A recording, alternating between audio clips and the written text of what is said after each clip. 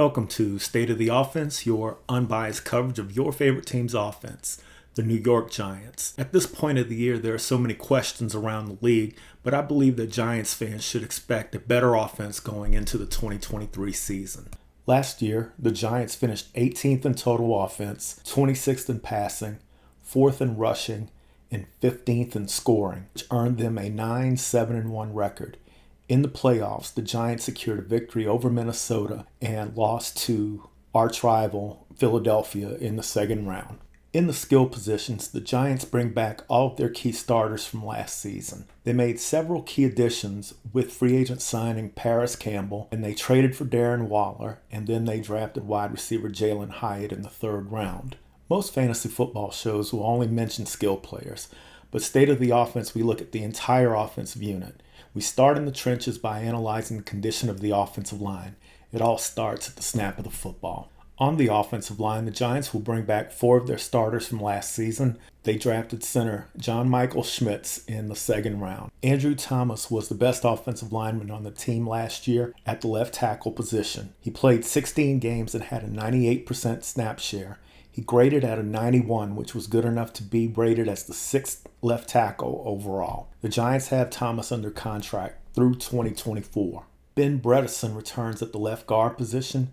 He will be entering his 3rd season in New York. He graded at a 69, which put him in the range of the 22nd through the 25th left guards in the league. Bredeson played in 11 games with a 71.6% snap share. He is a free agent after 2023. He will have competition for the job with 2022 third-round pick Joshua Ezeudu. Ezeudu was the 67th pick in last year's draft. As a rookie, he played in 9 games where he had a 33.1% snap share, and he graded just below Bredeson at a 68. Should probably be the most contested offensive line position. The current center listed at the top of the depth chart is number 57 overall pick, John Michael Schmitz from Minnesota. I anticipate Schmitz to have about a 74 rating as a rookie, which would rate him in the 15 to 17 range league-wide. In his debut season with the Giants, right guard Mark Glowinski was the 2nd highest rated offensive lineman on the team. He graded at a 76, which placed him as the number 17 right guard in the NFL. He played in 16 games with a 97.6% snap share, and he is signed through the 2024 season. Right tackle Evan Neal was the number 7 overall pick in the 2022 NFL Draft from Alabama. He graded at a 75 as a rookie, played in 13 games, and he had a 65.8% snap share. As a right tackle, he placed in the 14 to 16 range, which for a rookie is pretty strong. If Neal continues to progress in his career, he can become one of the best tackles in the NFL. The Giants' offensive line is above average, and it supported a running game that averaged 4.8 yards per carry. Daniel Jones took 44 sacks last year, but part of that is due to the fact that Jones is a mobile quarterback who holds the ball longer than traditional pocket passers, and sometimes that gets him into trouble with the pass rush. The Giants have youth, money, and high draft picks invested into their line, and their best football is still ahead of them. Quarterback Daniel Jones' 4th season featured career-high marks in games played, completion percentage, yards passing, yards per attempt, yards rushing, lowest interception total, best quarterback rating, and best QBR of his career. As a result, the Giants decided to sign Jones to a 4-year contract worth up to $160 million with $92 million guaranteed. If Jones doesn't work out in the next 2 years, the Giants will be able to get out of the contract in 2025. Veteran quarterback Tyrod Taylor returns as Jones' backup for his 2nd season with the Giants. In fantasy scoring, Jones was the 13th quarterback in points scored, and he was the quarterback 18 in average points per game. His rushing upside as a quarterback makes him safe in fantasy. If he has a bad game throwing the ball, he can still get you fantasy points as a runner. Jones is currently the quarterback 12 on ESPN, so unless you think that the new receivers are going to make a big difference, quarterback 12 is probably more of a peak value than a great price. Jones is the 112th player taken overall, which puts him in the 10th round. The 2 quarterbacks above Jones are Kirk Cousins and Dak Prescott. The 2 quarterbacks below him are Aaron Rodgers and Tua Tagovailoa. You can make the argument for any of these guys. They are low-end fantasy quarterback starters. or high-level backups, it usually comes down to who's your guy. I'm a firm believer that you need a quarterback who will finish in the top 6 to win leagues. So I would recommend that you grab a Mahomes, an Allen, a Hurts, or a Burrow early. If you get one of them, Jones is your number 2 quarterback, works out very well. Injuries and bye weeks happen, so getting a solid quarterback in the 10th round is a pretty good idea. If this group of quarterbacks, Prescott, Cousins, Rodgers, Daniel Jones, falls to the 11th round, if any of them are in the 11th round, that's probably the best deal you could get on a quarterback too. Part of the reason Jones is getting drafted as the 12th quarterback in fantasy is that the wide receiver and tight end positions are much deeper than they were a year ago. Last year, both Sterling Shepard and Wan'Dale Robinson had ACL tears. Shepard was the most effective wide receiver on the team when he played, but his season ended in week 3. Shepard was re-signed to a 1-year deal this offseason. 2022 second-round pick Wan'Dale Robinson had 2 injury situations in his rookie year, where he only played in 6 games, and by week 11, he was done for the year. Wan'Dale was the 43rd pick in a very strong wide receiver class in 2022.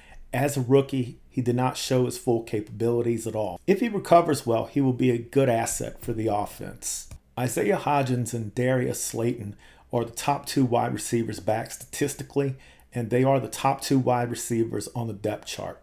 Campbell has played his entire career with the Colts. Campbell is currently the wide receiver 3 on the depth chart. Campbell has played his entire career with the Colts, and 2022 was his best year. It was the first season in his career where he played more than 7 games. The 17 games he recorded last year earned him a $5 million paycheck for the 2023 season from the Giants. In the 3rd round, the Giants added Tennessee wide receiver Jalin Hyatt with the 73rd pick. He was the best deep threat in college football last year, but he's very slight and he is not a refined route runner. He may need a year to develop in the weight room. With all these guys, the big question is, who is going to actually be on the field?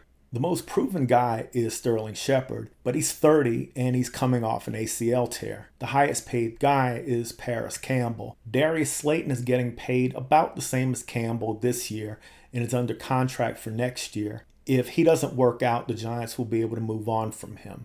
The recent higher draft picks are Wan'Dale Robinson and Jalin Hyatt. Brian Daboll also brought in Isaiah Hodgins from Buffalo, and he's showing to be the number 1 wide receiver on the ESPN depth chart. That depth chart currently lists Hodgins 1st, Slayton 2nd, and Campbell 3rd. I can see Sterling Shepard easily crashing this party if he's completely healthy. I don't think that Hyatt will be a factor this year. Robinson has a special role in the offense, so when he's healthy, he'll see action. From a fantasy football perspective, this is the most confusing wide receiver room in the NFL. Because of this, no one is getting drafted in fantasy of the Giants wide receivers. If I had to pick one, I would probably go with Isaiah Hodgins.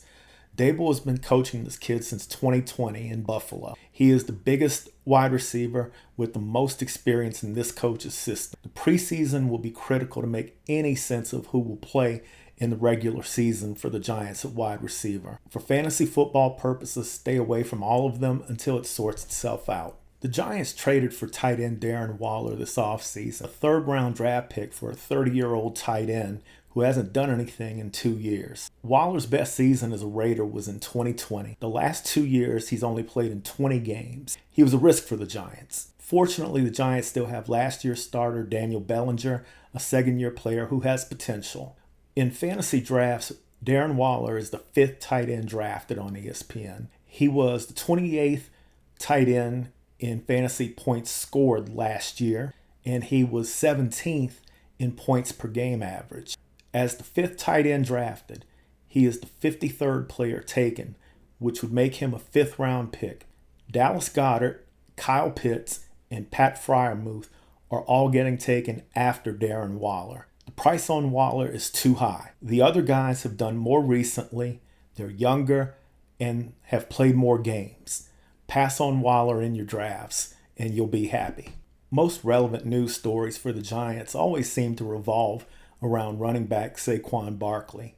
Now the issue is his contract. He is playing on the franchise tag and going into his 6th season as a Giant. In year 5, he looked more like the rookie Saquon Barkley. He is currently the 4th running back drafted in fantasy, and he's going around pick 11 in that first round. Your major decision, if you're picking in that range of the draft, 10, 11, or 12, is whether to choose Saquon with your pick or Jonathan Taylor. This is an extremely tough call. Taylor's 2 years younger and hasn't suffered through the knee injury that Saquon has suffered, but Saquon outproduced Taylor last year. The Colts offensive line is probably better. If you have the 12th pick and you get either guy, consider yourself lucky.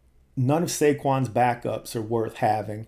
If he gets hurt, Breida, Gray, and Brightwell will probably split the workload. Of those 3 guys, Gary Brightwell is a guy that I have some interest in as a sleeper. The Giants' fantasy prospects for the season are a mixed bag.